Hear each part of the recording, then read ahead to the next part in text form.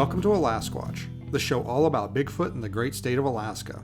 I'm your host, Beans Baxter. So lace up your boots, zip up your coat, and come with me on an adventure as we explore all things cryptid in the last frontier.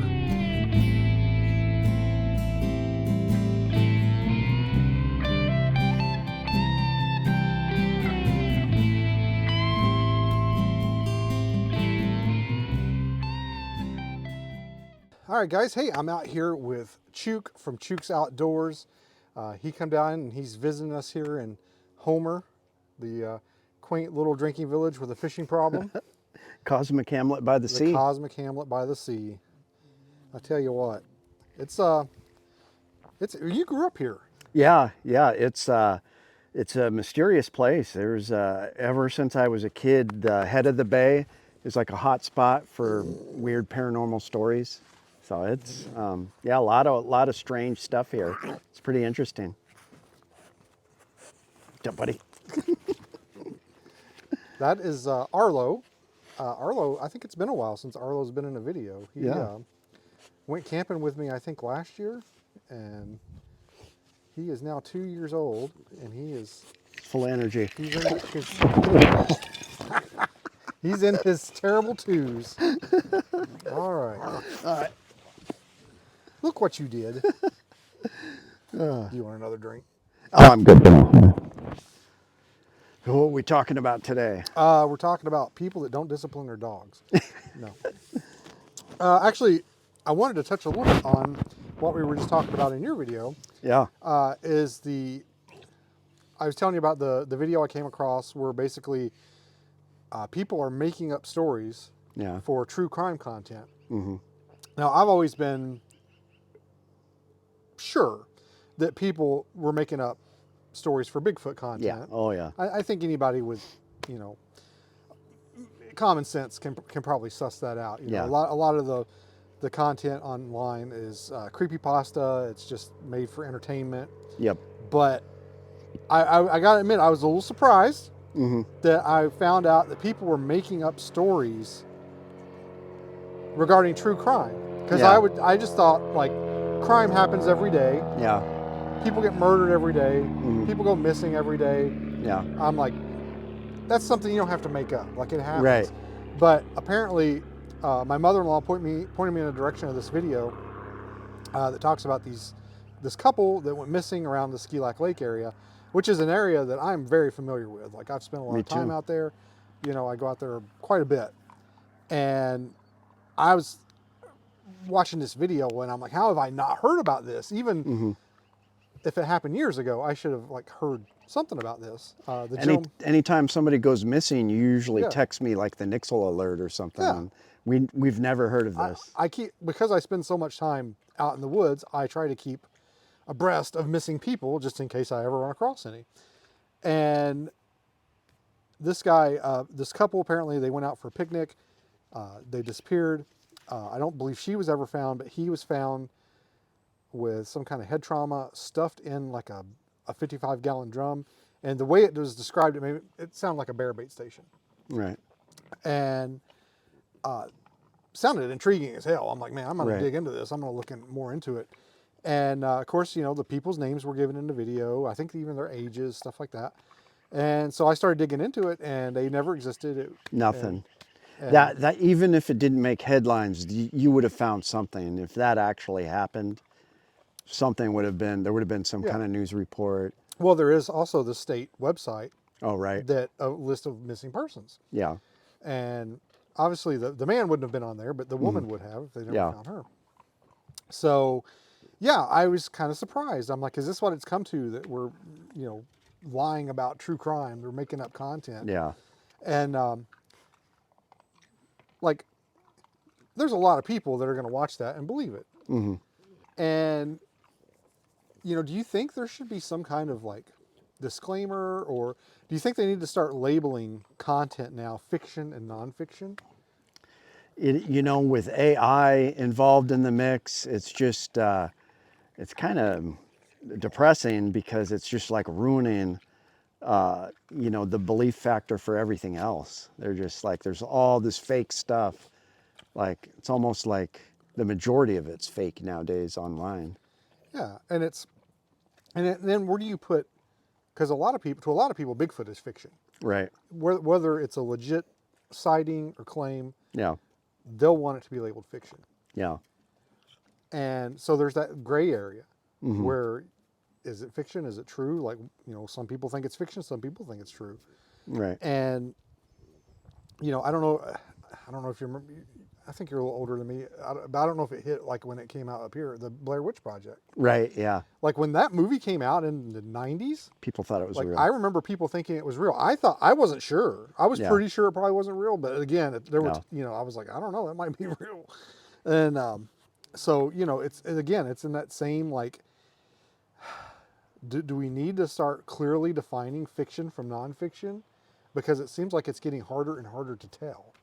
I think for AI, they should at least, and I know they've started doing that a little bit on social media where they have to put an AI disclaimer if like this video was created by AI or something. Yeah, I know when I upload my videos, I always have to click a couple of boxes saying that it wasn't made. Well, I tell you what, when I published my book, my latest book, the publisher made me click a couple of things saying there was no AI used. Oh, wow. Actually, I did use AI for my cover a little bit. Right. Like I designed the cover, I put all the text on the cover and stuff like that, but still the initial like image was AI generated. Right. So I said it was made by AI, just the cover. Like I wrote everything and I wrote every word in the book. Yeah. But still, and it, again, I guess there's people out there that are just telling AI like, write me, like this story, and then they're publishing it and making money off of it. So yeah, I don't know, man. It's it's getting into a weird time of AI and content creation, and I almost wonder if there's not going to be a renaissance where it's like, 100% human-made content, like right here, like no AI, and if that's going to be a sell, people are going to seek that out. Like we want human-made content, not AI. And just in the news media, I mean, you can't trust any of the news nowadays, a lot of them. And it'll, we've got all these fact checkers, but then the fact checkers are completely lying. So it's like, it's hard to know what to believe. So do research for yourself. I like how you mentioned like the database, like see if there's actually a missing person by that name on what happened. So, and people, when I worked in law enforcement, people would see things online and come to the police department and like want us to do stuff about it. And yeah, it's like, we're not, this didn't happen, like this fake incident. yeah. And so, yeah, I can imagine even in bigger cities, it's probably even worse than it is in little towns like this. Well, I know we talked about that new documentary on the little people and the murder that happened near Cayenne, Alaska, and so James Domick Jr. did a new documentary, and it was somewhere between 2012 to 2015, where that guy, he was an actor. It was it made the headlines. He killed his mother up by Cayenne, and I'll never forget it because I was up there hunting. That's where my family is from.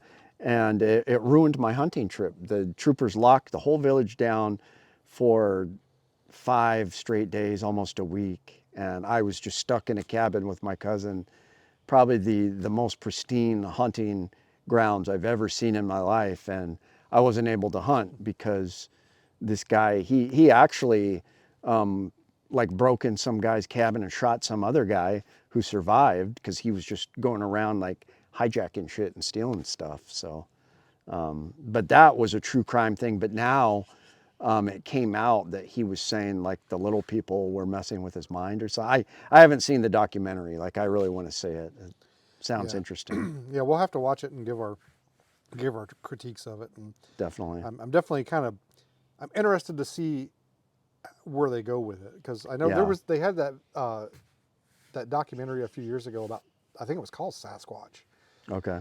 and it was about basically drug traffic. Like there was some people murdered, and they think that it was related to like illegal marijuana grows or something. Right. And I think maybe one of the suspects nickname was Sasquatch or something like that. Oh, Like wow. basically, I think they peppered in some like actual interviews with like I think actually Bobo was in it, a Okay. couple other people.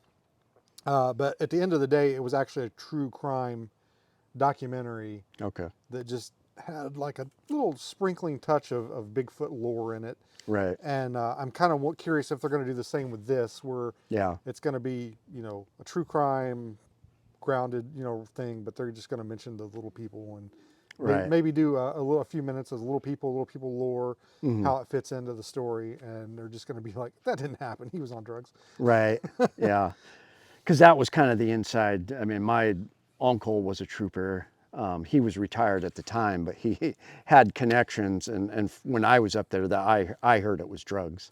Yeah, So, yeah. Well, honestly, whenever I hear anything like that, where demons are talking to somebody yeah. or something like that, usually the first place my mind goes is drugs. But I mean, Right. you never know. You never Yeah. know. And sometimes it's schizophrenia. Sometimes it's Yeah, schizophrenia mixed with drugs. So it's hard to say. yeah. But at least that documentary, like, is based on a murder that actually happened and real people and stuff. Exactly. So there's So enough murder out there that you don't have to be making any up, guys. I don't know what to tell you. research something real. It's Yeah, not that hard. Yeah. yeah. Or I mean, there's nothing wrong with like writing a fictional story or a murder mystery or something like that. But Yeah. when you're trying to pass it off as legit things that happen, that's where it blurs the line, I think, between moral and immoral. Yeah. So When you think of a missing person case in Alaska, which one stands out for you the most? man, the the two that I always think of the most is the one that I have I don't want to say personal connection with, but Mm. close connection to, is the gentleman that went missing at Ski Lac Lake, like the day I was trying to get out there. Oh, wow. I ended up, like, it was early in the season, the road was in bad shape. I got hung up and got out, and I ended up like, you know what, I'm just gonna go home. I'm gonna go somewhere else. I think I might have went to like Dolly Varden Lake or something instead. Right. And come to find out, that day I tried to get out there, there was a gentleman out there camping that disappeared. Hmm. And the other one that really like just mystifies me is the gentleman that disappeared on Mount Marathon. That's what I was going to say. That one was weird. That was Yeah. bizarre. Because there's thousands of people involved with that race, and then tons of people went looking for him. Like what I think, if he wanted to die, he could have just like ran with all his strength, like in a certain direction, and that might have happened if he was a good runner. Like he could have just ran for miles and miles until he fell in a hole and died. But I don't know. It's just so weird. Like his family doesn't think that's what happened. Yeah. How, Well, how do you disappear around that many people? I remember there being talk, and again, this rumors fly when stuff like this happens. Yeah. And I remember somebody that I knew that worked in emergency services. It wasn't a police officer or anything like that, but they worked in emergency services. Commented on how like he went missing, and then I think it was within like 48 hours they had like a celebration of life. Oh yeah, that was weird. I heard And that too. and he just said, "Man, there's something not right about this." And Yeah. he thought, his theory is that he just let that dude was alive and well and just left in somebody's trunk. Like Hmm. they just he planned the disappearance. Oh wow. I don't know. That was odd because they had like immediately had like a funeral service for It him. was very quick. Yeah. Like within enough time that you would think like there's still a chance he could be alive somewhere. Give him like 6 days or a week or Like two. he Like could still be like in the yeah. bottom of a ravine with a broken leg or something. Yeah. Yeah. That is really odd. But yeah, that's when I want to go and film a video at Mount Marathon one of these days, Oh, that'd be cool. and, Yeah. and walk up there and try and trace the route. But yeah, that's so bizarre because they realized he was missing pretty quick, Yeah. and the troopers had their infrared plane, or not planes, helicopters Yeah. searching the area, looking for heat sources, and I think it's very bizarre that they couldn't find anything. I worked with a lady that did Mount Marathon once, and coming down one of the steep parts, she slipped and fell and slipped on her butt, and it like ripped her pants away, and it ripped all the layers of her skin, like completely raw, because she couldn't stop. Yeah. So it just like she was like literally Yeah. shredded. Well, there was a gentleman that I've worked with on one of the Port Chatham projects we did. Hmm. His mother got pretty severely injured on Mount Marathon. She was Oh, running and fell and hit her head, no. and I believe she had a pretty serious concussion or something like that from it. So yeah, it's a dangerous race, and people get hurt, and people, you know, It but reminds me of that mountain in Scotland where they roll the big thing of cheese down and everybody like gets concussions, like tripping on the rocks. yeah, but yeah, it's an interesting, compelling case. It's like what happened to that gentleman, and where did he go? But you know, it's like they say, man. I don't know where the quote come from, but it's one of my favorite ones. You know, Alaska is trying to kill you at all times, so act accordingly. Yeah, Prepare absolutely. accordingly. So, yep. But yeah, back to should they like report on fake stories or not? I don't know what the answer is because it's annoying. Like I don't want to be thrown off on like just completely fabricated stories. I guess we have to like do some research, but I don't know. It would make sense to like have some kind of thing eventually pop up and be like, this is completely fake, or this is grounded in some truth. I don't know.